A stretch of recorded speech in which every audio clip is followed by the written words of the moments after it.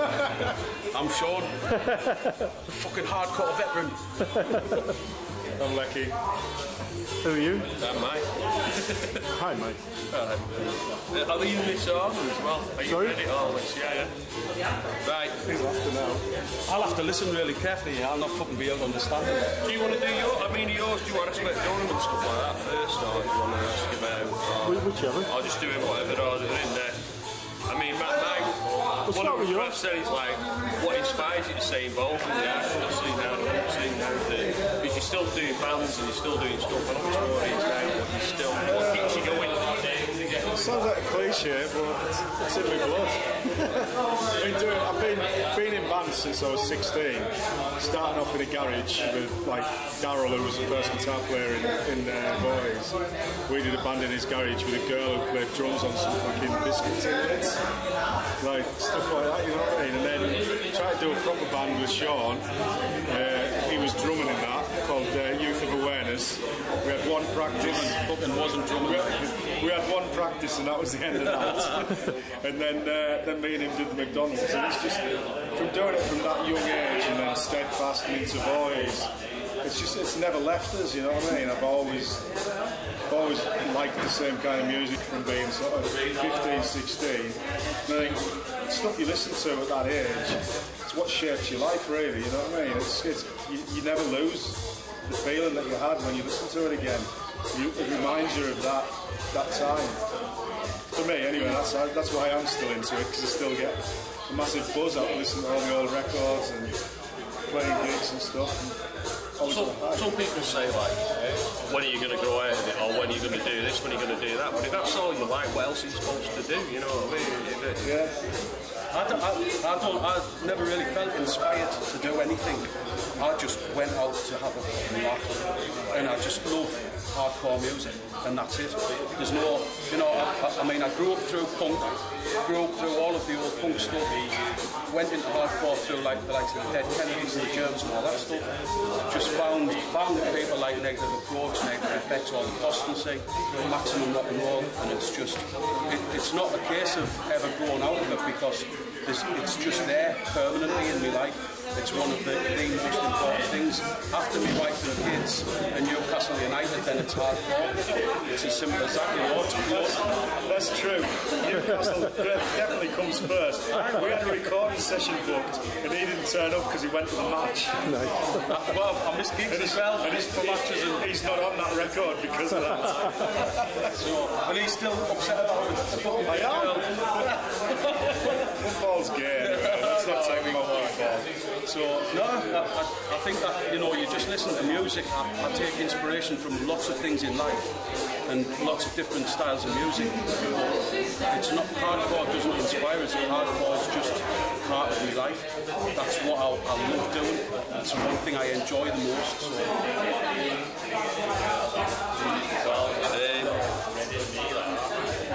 I suppose the next question about the Durham scene. The Rowing Club, Steadfast, Northern Wolfpack, very good sign, you know. Yeah, the Rowing Club's gone now. No, it's rebuilt. It's back. It's a brand new facility. There you go. You wouldn't get hardcore shows there. I don't live in Durham anymore, so last night I heard it was gone anyway. Yeah, it did get flattened, but it's been rebuilt. Yeah, we had loads of good gigs there. We put No Effects on there anyway. No Effects, Betray, Common Christ, lots of good stuff. But it wasn't just that, it was pubs as well. I mean, we were just daft kids wanting to play out. That's all we did. We wanted to go and play gigs. So we would go to like local pubs that were normally dead trendy and say, like on a Tuesday night or a Wednesday night, oh, can we put a gig on? We'll get 30 people to come down. Didn't tell them they'd all be drinking fucking Coke and orange juice. You know what I mean? We just went and did it, and the pubs were like, oh, great. And we're underage. But I think we only ever played in any pubs in Durham once, and never invited back, you know. So, but one of the local nightclubs let us play a couple of times there, and we just, you know, the Durham scene wasn't really a scene. It was just groups of friends who were into the same music. There was no sort of master plan to have like a scene and be, you know, and become notable. We just got together at the time, skateboarded, played records in each other's bedrooms, picked up instruments and made a racket, and then some other people who were connected to us would do exactly the same, thinking, oh well, if they can do it, we can. And it was never, there was no master plan. We were just going mad because we were like crazy fucking 20-somethings, just absolutely off our fucking nuts on. He was 20 saying, I'm not as old as him. Yes, that's true. So, But not like a lot of the kids that came to gigs were all like people we knew to skateboarding. Like some of them like really young. We did some stuff at a youth project at a place called Fowler's Yard, and that was like, you know, all ages place. We had kids probably as young as 11, 12, like doing circle pits and washing stuff to the bands. The first gig they'd ever been to, they didn't know what was going on. They just copied everyone else and thought it was great, had a great time. Then they went home, begged their mums and dads for instruments and did bands. There was a band called Sourface who played with Sham 69 in Newcastle, and I think the oldest one of them was 13. And they were just great kids. They were just great kids. Stupid songs about meeting Ralph Harris in Paris and just dumb shit like that, you know, the kind of shit you would write when you were 13 years old. We were just like giving them mixtapes and saying, oh, listen to this, oh, listen to that, you know, and we were just feeding them with all this music that we were getting rolled off from the States, and Finland, Italy, wherever, and just feeding them and all, and they were obviously crunching it up, and it came out different for their age group than it did for us. They were probably less influenced, you know, they were probably more sort of organic the way they interpreted it all. But it was just really good fun. We didn't do it for any other reason than just having fun. The Northern Wolfpack wasn't a Durham thing though. Originally it started off with like No Way Out in Bradford, and it was more of a Yorkshire thing. And all those guys followed Slapshot around on the first Slapshot tour, calling themselves the Northern Wolfpack. And then we just kind of latched onto it.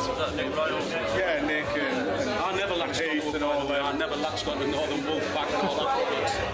It's just, it was a fun thing. Just like, When I lived in a house with Nick and all them in Bradford, Dougie was in Iron Monkey and that. He brought up taking us within a few days before they were supposed to play 1 in 12 as a prank call, like saying, this is the Northern Wolfpack, if you play the 1 in 12, we're coming down, you're dead. And they cancelled the gig. It was only meant to be a joke, but they took it seriously in the back quiet, like.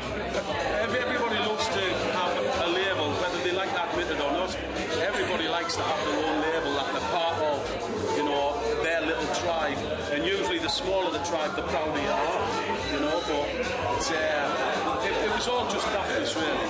I mean, Boys Violence Crew, you know, they were called that not because they were hitting people and stuff, because they were smashing the shit out of each other when they were slamming. I mean, Ali had a broken nose every single gig, like, you know, and it wasn't because he was a hard case, it was because he didn't know how to look after himself, and people were just elbowing and nutting him, and he was getting bust noses. But it wasn't because we were going and kicking the shit out of people, it was because we were kicking the shit out of each other.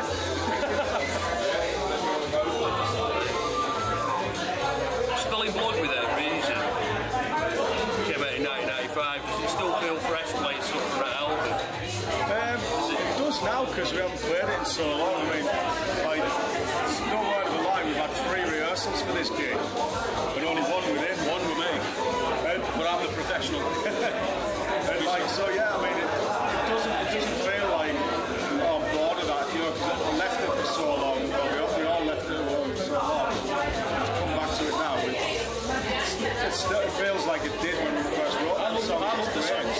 I could be wrong, but it's called Sure and Felix Abbott said something like Spilling Blood for that reason come out. It's like a resurgence of hardcore. You know, in the early 90s you had all the chuggers and it all went shit, you know what I mean? It was like bread and butter hardcore, you know, like Backsmith's Roots, and it was just... But we were playing shows then in those days, early 90s, when we were doing Boys, and nobody else was doing anything like what we were doing. And we were travelling to London to play the 30 Kids with 2 death metal bands and things like that. And I mean, there was some really great shows, don't get us wrong, but quite often it was when you had American bands touring. And I think at this point we better get the fuck out of it before they start making a racket.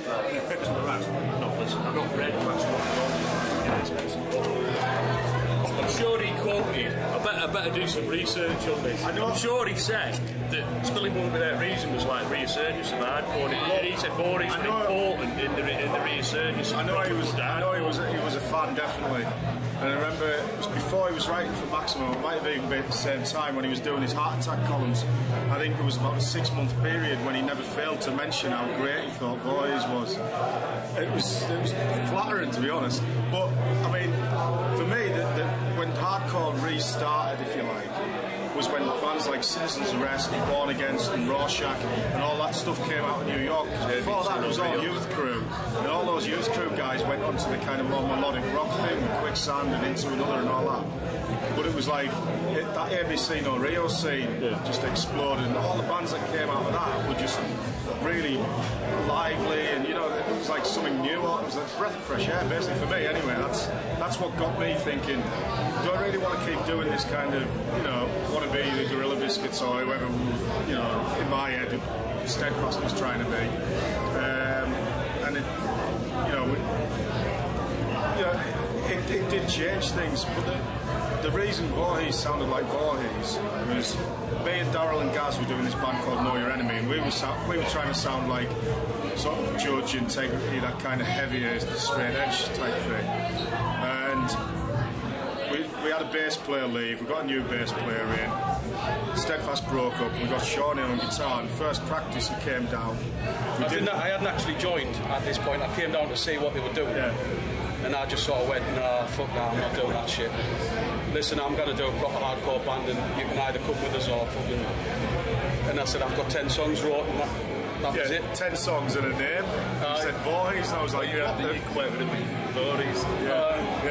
He said Voorhees, and I just went, what the fuck's Voorhees? And I said, exactly, everybody will ask that fucking question and it'll stick in their heads. They'll all wonder what Voorhees is, because at the time, nobody knew who Jason Voorhees was, even though they'd seen Friday the 13th. Yeah, he wasn't a huge, he wasn't like a huge figure or anything. He was Jason of Friday the 13th, but nobody thought about Voorhees. We helped the Friday the 13th franchise by promoting that for them. And I hope I hope Morgan Creek are watching this right now. Send the money through the post. But now we were friends in different bands, had been in the same band, went into different bands, doing different things, but still essentially liking the same sort of music, although our spectrum had broadened a little bit because of like the Youth Crew stuff and all that.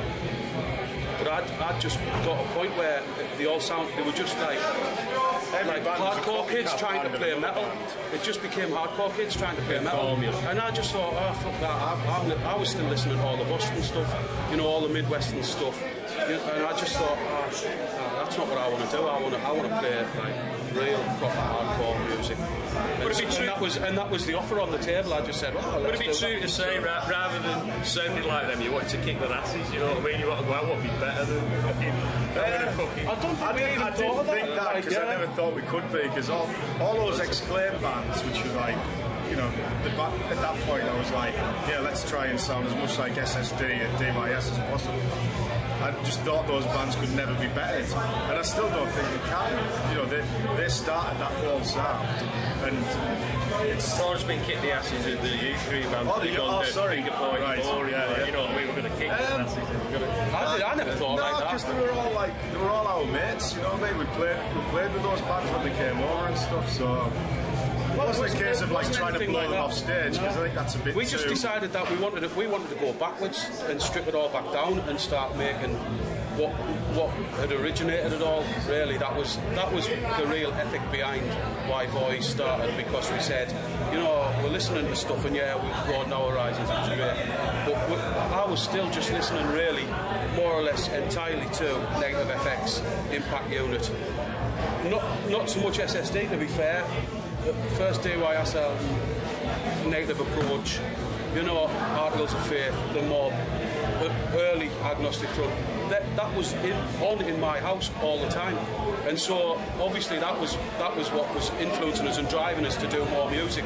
And we'd done the Steadfast thing, and you know, it was great. We enjoyed it. It was a good laugh, and you know, but it sort of run its course, and I just thought, nah, I really want to do something that I haven't done before, and that was where we sort of hit together and decided again, yeah, let's do it back. together again. It was like a complete U-turn. Like I said, we were trying to do this one thing. We had a bunch of songs, and that practice when Sean came down, just went, yeah, let's scrap all this and do that.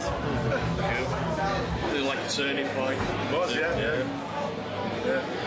Right. The John Peel session you did. Did you get to meet John Peel himself? I met him a few years later when he was doing some TV show, and he came in a record shop. I had a skate shop downstairs in the basement, and he came in the record shop and did a bit of filming, and I met him there and had a chat. And he thought we'd broken up because he hadn't heard from us in like 5 years or something. But like, the session, you don't meet. I suppose if there's a band he wants to meet, he would have gone there and met me. But like, we were in one studio and next door was Monster Magnet, so I guess he didn't really want to meet any of us. The London Philharmonic were in at the same time as well. In this massive, we were watching through the doors. It's got like fucking massive, man. It's all underground, man. It's just like a nuclear bunker or something. Honestly, it's fantastic. It's a really fantastic facility. Did you have much, did you have much input on like production and stuff, or did they kind of go, right, you've come here and we're going to use your record and we'll do you? We got fobbed off. We kept saying, turn this up, do this, do that, and they'd do a little bit of what you asked, and then they'd bring it all back again and be like, you don't know how this is going to sound on the radio, we know what we're doing. And so we were just kind of pushed out of that side of it. Because we've got that harsh top-end sound, and obviously through a radio it's even harsher, and they were obviously trying to lower it all so that it was more friendly to the radio. Production-wise, Production-wise, it's not that bad. It's not bad. The only thing is, I don't know how it happened or why it happened, but whenever there was a drum fill, you couldn't hear the drum, you couldn't hear any of the toms. You heard the cymbals, the hi-hat, and the snare, and the bass drum, and that was it. So every time, Michael does a lot of fills, and so every time, he left the snare drum and the hi-hat, that was it. The drums dropped out and then came back in. So he had just the bass drum going all the time. So at this point, I was jumping about. I didn't even notice. So, well, I mean, this is when we were mixing, like, anyway. But yeah, for some reason we missed that. So that session really could have been a lot better sounding than it was just for that fact. But still the chance of doing it. Yeah, it was a fantastic experience. It was brilliant. The best paid gig we've ever done. It was just they paid us like Musicians Union session rates, and we got something like £700 for a day. But we got paid per person. We should fund the next thing. Well, we got paid per person, so my brother came down just to check out what was going on. So we said he was in the band, and then one of Sean's one of my mates who roaded now and again, that was carry gear in and stuff. So we said he was in the band, so we got like extra cash for it. But it was great. It was a fantastic experience. I mean, we were out of our depth. There's no doubt about it. You can reflect now and say we didn't go in and we weren't like really sort of assertive. Oh, this is what we want to do, and this is. We went in thinking, whoa, £700, let's go mad, and we were just literally got the amps and everything on, got the drum set up, and we were just making the right racket and enjoying ourselves. It was, the food was all subsidised, so we got fed, and it was just a brilliant experience. But we've never ever been a professional band, it's never been part of our makeup, so. The next one, I guess, you went to America and you actually played the ABC No Rio. Like you were saying about bands like Citizens Arrest and Rorschach. Well, that was more exciting to us than CBGB's. No, it was for me. ABC No Rio. Did you play CBGB's as well? Yeah, same too, yeah, we did it. We started in New York and ended in New York, and it was like we went right across the Midwest as far as Minneapolis and then back to New York. So we did ABC's when we first got there. We had Drop Dead, the Schismatics, and Astroland. And it was an absolutely fantastic gig. But the thing I remember the most of it was when they were still doing the gigs in the basement before they shut it off. And the bogs were just dripping fucking down onto the stage, so you were getting dripped at bog waters or piss and shit or whatever else. ABC never hit me. No, ABC No Rio, yeah. The stage was under the bogs. Did you get to play with the bands that you liked? Did you get to play with any bands that you US bands? Yeah, well, like I said, we played with Drop Dead, played with Charles Bronson, Los Trudos, with we did the whole tour with Hatebreed, and when we went, we had no idea who they were. And not many other people they did. just brought that to tour with neglect, didn't Yeah, they? So it was like a co-headline thing. It was like we just played it by ear. We'd pull up to somewhere, look at the crowd outside, and think, is that our crowd or is it theirs? And just judge it on that. And like, you know, they knew more than us whether it was their crowd or not. So they'd be like, we should headline this, and we'd just go, yeah, go on then. And then there'd be another night, and they'd be like, you guys have got a headline. There's nobody here to see us. Yeah. And so it was just, it was strange, but it was fun. they were good guys. They were good guys. Did you do Minneapolis because of Felix Abbott? I'm not sure. He was at the gig. I don't know if he booked it. He might have done. I think it was through the record shop. I can't think what it's called. Profane Existence. Yeah, No, it's well, the record shop. The record shop where Underneath it. yeah, that Profane Existence sort Profane of. Existence at their offices above it, I think. But I can't remember what it's called. Extreme Noise or something. Extreme Noise, it was Extreme Noise. I think those guys booked it. We stayed with one of the guys that worked at Profane and the record shop, who was a mad Lego freak, and he had this castle in his fucking front room, Lego castle that he built up. With all these little men on it. If he sees this, he'll be going, God, he remembers that. He wouldn't let us touch it. No, you weren't allowed to go near it, like. Play with it, he wouldn't let us touch it. They were really good guys, though. People in Minneapolis was excellent when we went there. Like, it was Well, I superb. suppose this fits in with what I was sort of saying earlier. You know, like I've heard other things to the concert, you know, with the straight edge thing and that, but like Vorey sort of crossed the boundary between, you know, like there was an hardcore crowd, for the time there was an hardcore crowd, and there was a punk crowd, because I used to go to both sets of gigs and I was ostracised from both, like, but Vorey seemed to do both and fit in with both and was okay, you know. I think rather than fit in, I think we stuck out like the sore thumb at both. Do you know what I mean? I always felt I think like... the punk guys they liked us, but they didn't like the let on that they did. Well, I think the closest thing to us within the punk scene was Extreme Noise Terror, that kind of thing. Stalingrad, later on, Stalingrad. I'd say they were a hardcore band though. I know they were all punk guys, but I don't class them as a punk band. I still think of them as a hardcore band. They're more like Integrity and that side. Yeah, they are. They were quite sort of But they were chugga. But they were quite experimental as well, and I mean, Yeah, but rich again, with all these the reason why we gravitated towards Stalingrad was because they were good lads, and we all got on great, and we enjoyed each other's company and had a right laugh, and they were just genuine, really nice people, and unfortunately all the people that we didn't get on with was the people who just weren't genuine, you know, and everything else we were happy to get on with anybody. Well, it kind of sorts away from the chaff, you know, from the fashion people, because you did that split, didn't you, with Stalingrad? Oh, yeah. Offside, with that Killdogs label, like offside. Yeah. So that's a DIY release. It's not a glossy sort of wannabe American, you know, flash hardcore thing. And it's punk rock, you know. What I'm trying to say is that, you know, punk is hardcore, hardcore is punk, you know. There is a lot of crossover. I mean, it's like Drop Dead, for instance. I class them as a hardcore band. I don't know how they class themselves, but I think a lot of people think of them a lot more as a punk band. Yeah. But like said to me, they're a hardcore band. Same as Stalingrad.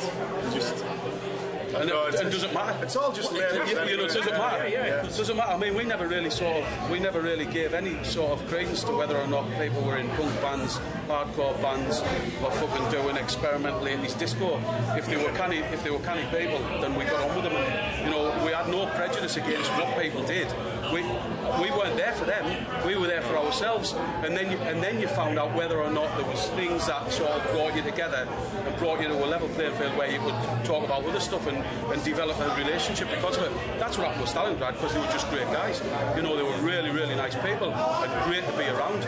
You know, so, and we had a right laugh with them. I mean, I think everybody thought like Boys was really this serious, like hardcore band and fucking Well, it just sounds like more violence in hardcore and stuff like that. I know, but some people take all that really seriously. Yeah, literally, yeah. That song's an anti-violence song. It's not pro-violence. I've said this so many times before, but it still doesn't seem to get through to people. It's his Ian McKay moment. Everyone just thinks it's like, you know, But the thing is, you get a kid. It's very tongue-in-cheek and very stupid, and that was the point. But that was a reaction when we first went to the States, that first tour, and people were fucking kicking the shit out of each other, but not in a kind of nice, fun way like you had in pits, like in England, I suppose. It was the beginning of kickboxing. It was, yeah. Well, Ninja it wasn't even the pits. beginning. It was like well established over there, and that's how people. But that was, you saw that. Unfortunately, I mean, no disrespect to the lads from Hatebreed or anything like that, but it was their crowd that were doing that sort of stuff. You know, at ABC No Rios, we didn't get any sort of shit like that. Everyone's arms around each other, like you fall over, you get picked up, don't you?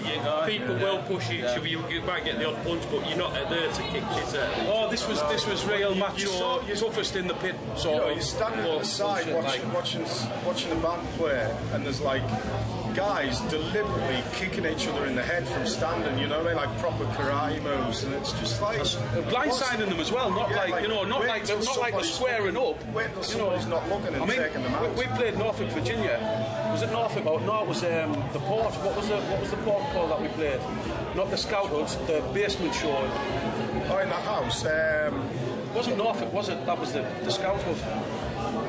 No, that was Virginia Beach, was the Scout thing. Was it? Yeah, oh, it might have been Norfolk, Virginia. Norfolk, Virginia. We played in the basement with Hatebreed, and we saw the crowd and said, "Oh, you have to headline World War before you." And we played, and it was absolutely superb. It was bedlam.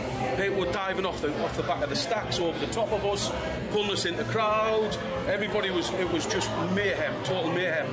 We finished playing, put our gear away, we were standing outside watching, and all these kickboxers appeared and started fucking kicking each other's heads off when they're not even looking and stuff. And we were going, whoa, what the fuck's going on? There was a drive-by shooting outside as well. I'm sat on the steps outside this house, and there's like cracks of shots, and I'm like, what the fuck's happening? And this kid just turns around and goes, oh, it's a drive-by shooting. Yeah, but the most insane thing about that was, the kids in the gig heard about it, like a bunch of skinheads, heard about it, ran outside, started pulling fences apart. Fences and started running down the street towards these guys who were shooting. They've got guns, and they're running down the street with 2x4. We were going, fuck that inside. You know what I mean? It was like, it was really bizarre. It was bizarre. But it was a great gig for us, but it just turned really nasty as soon as Hatebreed came on. But Hatebreed then developed that whole culture and sound of, you know, that real macho, you know, hardcore metal sort of stuff, you know. But they were really nice guys as well. Were they? Yeah. They are really nice guys. Not they were, they are nice guys, you know. So, but I mean, I've got to admit, I enjoy. The thing is, punk rock hardcore, you enjoy aggressive music, and you know, which I fucking love. You know what I mean? But there's a line, isn't there? Though? Yeah. And you shouldn't cross it really, but people do. I mean, I've been guilty of fucking punching someone because he's caught me, you know, like dancing. Somebody's fucking bashed into me and hurt me. And I've just seen Red turned around and give him a crack. But, you know, I've not gone on the dance floor with the intention of doing that. That's what's always happened, isn't it? You know, you've not gone round just to fucking batter people, and, you know.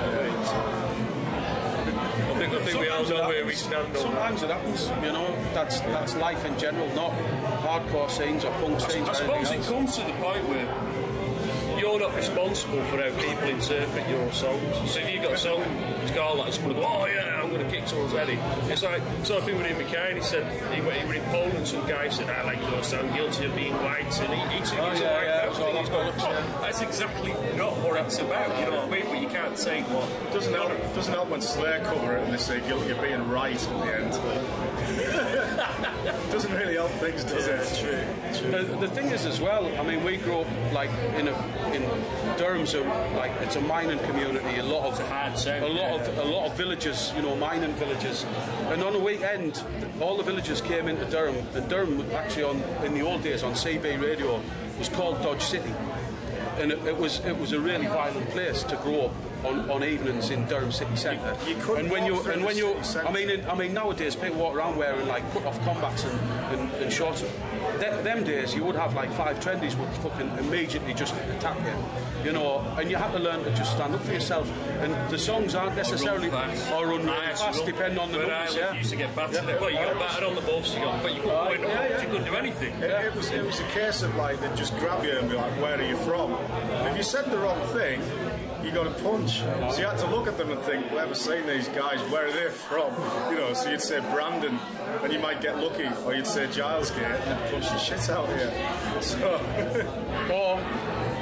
So the prey becomes the hunter, and then they ended up being the ones that started getting battered, like, you know, because at some point the worm turns and you just say, I'm not having people give me shit when I'm walking through the town, you know. So well, your music reflects your life, and that's how it should be, isn't it? And if that's where you come from, and that's what it is, you know what I mean? That's how it is, and you can't be like some sweet guy who started going, "Oh, I wish we were all like holding hands," because you know that's not how it's going to happen. You can want people to get on, and you can want this, but everybody does, surely. That, you know, and the utopian ideal is that people do get on, that society and humans stop killing each other, stop violence against each other, stop all the prejudice and all the abuse and all that. But it isn't going to happen, because part of human nature is greed, and with greed comes propensity for violence, you know, because somebody's got to enforce gaining whatever it is that they want, be it minerals or sex or whatever it is, you know. I mean, lots of heavy stuff. Yeah, no. This is what we've got to sing about. A lot of the songs, though, were very tongue-in-cheek. Like, Violent Attack came because we were on our way to band practice one day. I was talking about this guy who I didn't like, and I was like, and I basically said, I don't like him. He doesn't like me. You know, why wouldn't I want to fight him? Or something daft like that. The next fucking practice, he had a song written called Violent Attack, with virtually word for word written down what I'd said. And there was Be careful what you say around me. You'll be immortalised. I couldn't believe what I was reading. I was like, fucking hell, yeah, let's do it. Who cares? It's stupid, but whatever. We were never serious about anything that we did. We were just having fun, making a noise, writing. I wouldn't say that. I mean, you know, certain songs were serious songs, like Kid Gloves about kids dying from mortar attacks. Oh yeah, I mean, things like that. Yeah, but we weren't trying to influence people or to sort of preach any sort of message to anybody. All of our songs were written about things that were in and around our lives, and it wasn't like we were taking a particular stance on any of it. Well, sometimes Let the Hunt Begin, I think, is pretty much speaks for itself.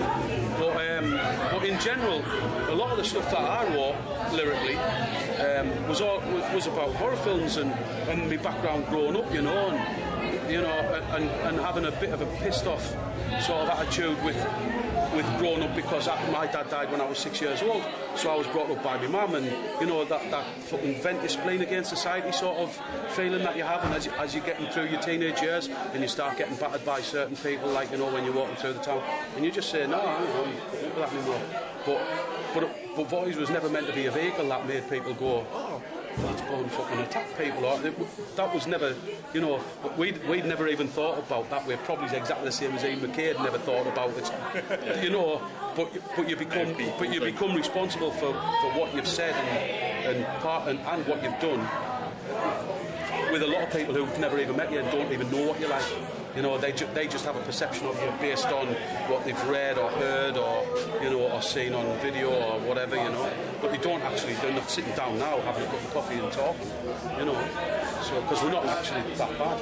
There's certain songs that we wrote that I wouldn't want to do now, particularly Heroin is Fun. Because when that was written and we recorded it, I didn't know anyone that was a heroin addict, not personally. You know, you saw a heroin addict in the street. But I mean, we actually had a guy in the band later on who was a heroin addict, who struggled with it for years and years, and he died like in, I think it was 2006. And I mean, you know, this was way after the band had broken up and everything, but I wouldn't feel comfortable doing that song now because the lyrics are really fucking harsh, and I don't want to think about the fact that, you know, singing about it being good for heroin addicts to die, because I don't think it is good. At the time, I wasn't. Well, we'd had no. It's like the graffiti I saw in the club once. It said one of the said smoking cures cancer. Sorry, cancer cures smoking. Yeah. And so lines of that. I mean, the thing is, you can say that if you're getting more militant or if you feel militant, but as you get older, and you experience life more, and you meet more people, and the battle lines are not black and white anymore. I don't know about you, but I find as I got older, the battle lines are getting greyer. Well, you know, is it? In Steadfast we did a song called I Hope You Die Real Soon about smoking, and my mum died of lung cancer, and one of the main influences on me writing that song was living with somebody who smoked all the time, because I really hated it.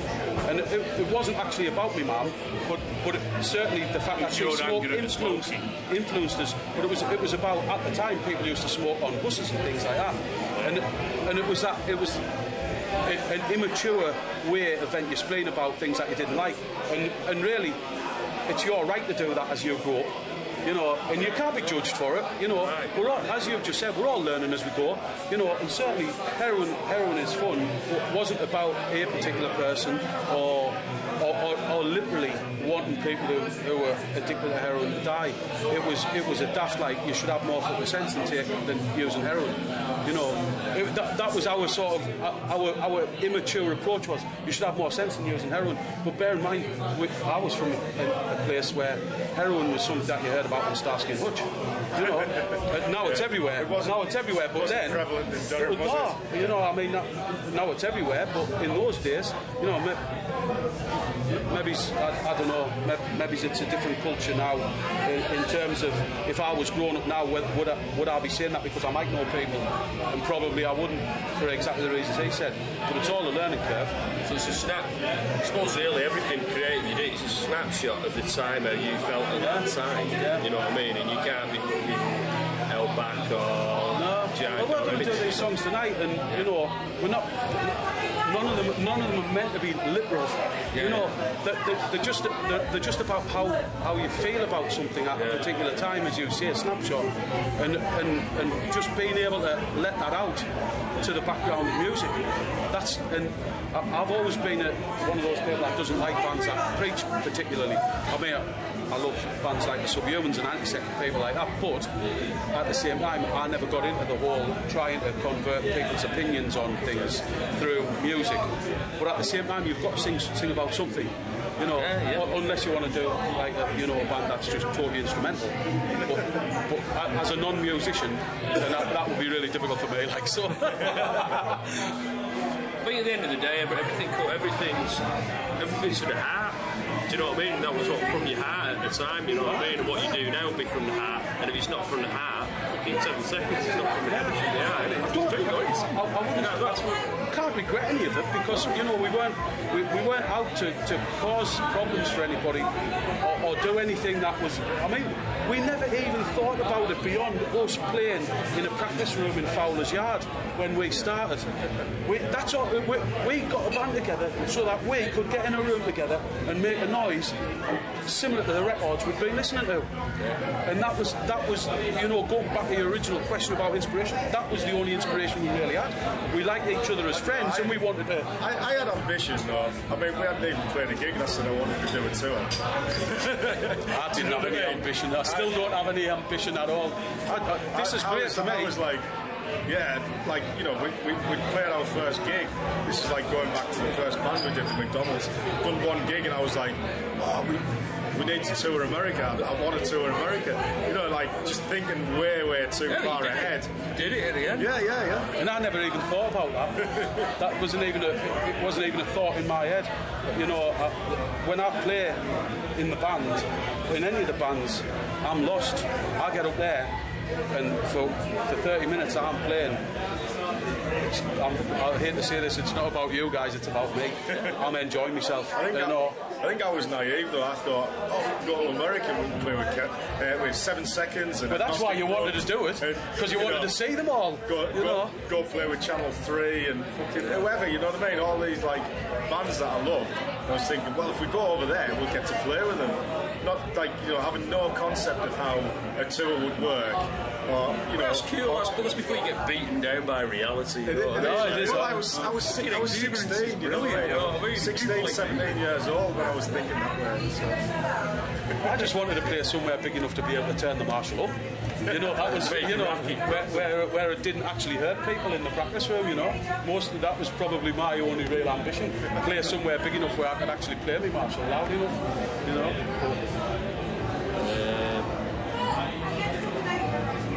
gone a bit off subject now, so can you edit it all together, or do you want me to? Oh, there's going to be editing. We're going to be saying all sorts. Yeah, violence was great in Durham. We were there. And then, here we go. The editor's cut. I mean, you've covered how did your reception go in America, because you said like you played some gig and you went really well down to like Felix Abbott was mentioning stuff. You've obviously been to other places now. Have you got any memorable? It's like the rock and roll question. What's your best show, man? Like, have you any memorable places? We've got, like, we'll go out and go to Europe. Fuck everywhere else, go to Europe. We played CBGB's. Apart from being in the place, I don't remember much about when we played. I can't really think how I felt on stage or anything. Everything went okay, and so I can't remember it. The only gigs I remember are the ones that went badly, you know, where like something would break and we'd have to stop, or someone would come up and tell us to stop playing, or the police would be standing holding a gun to you in Bratislava. Bratislava, yeah. I'm just fucking playing away, and there's just a guy with a fucking gun on me, and I'm like, honestly, the guitar, literally, it was like on Tom and Jerry, it went like that. He grabbed hold of the neck of the guitar and pointed the gun. And I'm like, and he turns round, what the fuck? I'm stood there going, all right, fucking somebody tell him to fucking point that gun somewhere else, like, you know. Oh, it was just bizarre. That's what you remember. You don't remember the good gigs. You remember the strange ones. I remember some good gigs, you know, like the outdoor thing in Koper in Slovenia, and you know, I remember CBGB's. I remember ABC No Rios much more. I remember playing there, but I can't remember specifics about it. No, well, I can't remember specifics about most of the things that have happened in my life most of the time. But whatever anybody ever says, it's been an experience that, like, you know, so few people ever get the opportunity to go and tour in, say, America or across Europe, you know, and in Eastern Europe when we went there and stuff like that. And it is, it's a total privilege, and you think yourself, because I'm one of those people that I sort of like play everything down.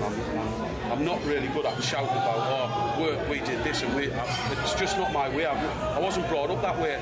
And when you talk to people and you explain to them that you've played shows in places like Prague and stuff like that, you think that it's like some fantastic, and it is as an experience. But it was hard work as well. You know, it wasn't just like we weren't flying in and like jumping on like a tour bus and turning up and the roadies had set it all up. We had to lug everything ourselves. We had to sell all the merch ourselves. We had to do all of it ourselves.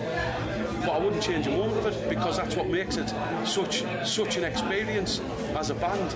And that's where you're falling out and you're falling back in all come from, because you're under such intense pressure as people sometimes that me and him we've had more fucking fallouts and fall-ins, but we've always been mates. You know, through it all, we're always going to be mates. I quit the band twice before the first record came out because of him. Darryl quit because of you once. No, he quit for good though, didn't he? No, he quit and then he came back, didn't he, a couple of weeks later? I was quite Voice especially, I wasn't so bad with Steadfast, I don't think. But with Voice, I think that what there needs in a band, that needs one person to drive things, really. And as Voice went, democracies don't work in bands. It's like there has to be a leader saying, right, we're going to do this, we're going to do that. Otherwise, it just gets wishy-washy and nothing happens. Well, what happens, you'll say, do you want to do this, do you want to do that? And everybody will go, oh, and then you don't split up, you don't do any gigs, you don't do anything, you never get anywhere. Yeah, well, one person just says, right, we've got this booked, we're doing this, we've got this record, we're going to record. And it happens, but like I said, if it's with Voice, it was more like on the material side was where I was really quite sort of like, you know, forthright and giving me opinions of what I thought we should do and what it should look like and everything. But there was always compromise. There was never a point where it was like there wasn't compromise. But on the booking the band side and arranging gigs and tours and stuff like that, then Letty took that responsibility. So, you know, between the two of us, it's probably underestimated how much we've both done in terms of actually being sat here now, being interviewed by you guys, to be able to reach that point where somebody's even bothered enough to listen to what you've got to say, you know, which still can't quite get my head around.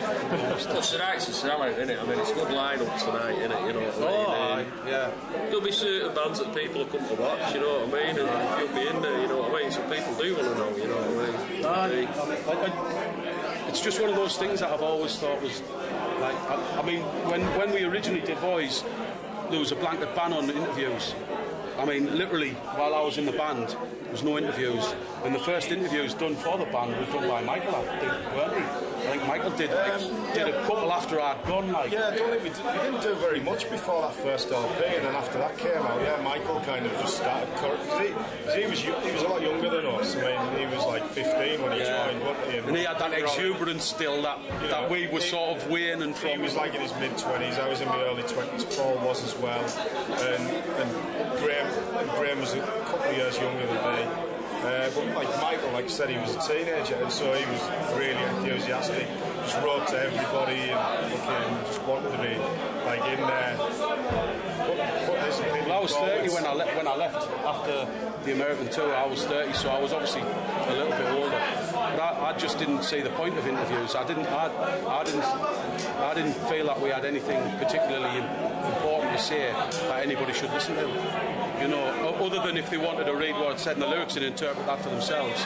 You know, I just didn't see, you know. I think the funniest thing was, like, we wrote some pretty dumb shit. You did, people didn't pull us up on it. You know, like, nobody can, you know, like, I mean... We never got slated by anybody. Record reviews, we never got slated by anybody in record reviews. Even like Kerrang and Maximum Rock and Roll were like quite sort of positive, you know. We'd know in the back of our minds, this is some really fucking stupid shit we're writing here. But expected to get flack for it, it never came. It just never happened. People just embraced it. It was weird. I hope the majority of people realise that the whole like concept of the band itself wasn't to be taken literally. I mean, you don't call yourself after, like, you know, one of the killers out of a slasher film. You know, you don't call your band Voice after Jason and then start writing songs about serial killers, horror movies, etc. You know, you just don't do that sort of thing and expect to be taken seriously, or, you know, so... And I think we got away with it because of that. Maybe. Well, you got enough, or do you give them some of the quick fire questions. Some of the quick fire ones, right? Okay. Quick fire round. Like, you've got to say who you want to answer it. You've got to say who you want to answer it first. Who's it to? First thing that comes into your head. Jason Lee Collins or Russell Brand? What kind of question's that? Is Justin Lee Collins, did you say? Yeah. Always put Jason on it. Surprised you had the board. It's just as well I'm getting you guys right. I'll tell you, I love it when you get a really fucking top-notch quality interview. Yeah. Justin Lee Collins, definitely. I think we're both twats. Okay, Aliens or Predator? Aliens, definitely, yeah. Susan Boyle or Sunderland?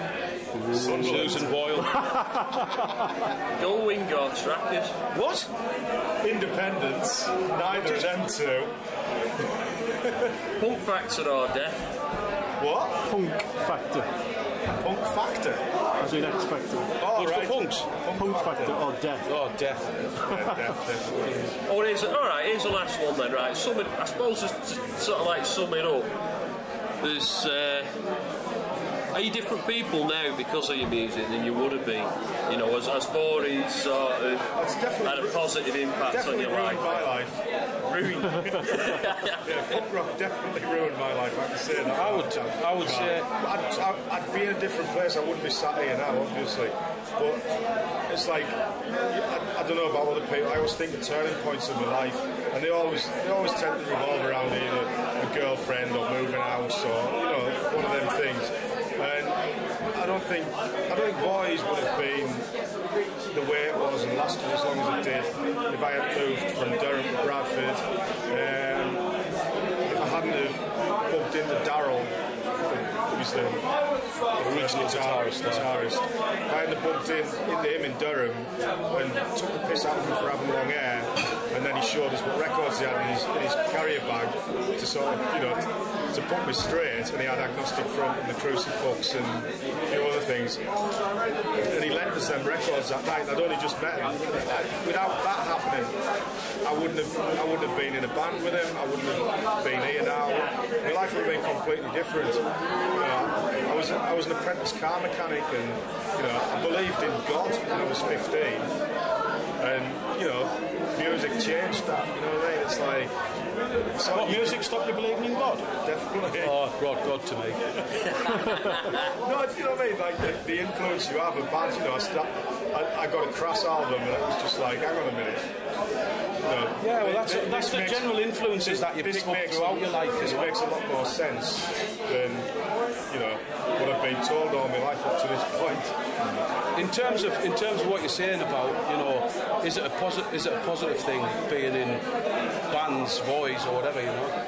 Without a doubt for me, because it's part of me functioning. I love playing the guitar. That's my 30 minutes up there, enjoying myself. Nobody else can take that away. Any of those 30, 40 minutes I've had, nobody can take it away from us. You know, whether it's been good in terms of what I've done in my life, I would let other people be the judge of that, but I haven't done too badly, you know, so I've got 3 lovely kids and a gorgeous wife, so... When I say ruined my life, I wouldn't have it any other way. Shut up, man, that's enough. I think he's run out of time.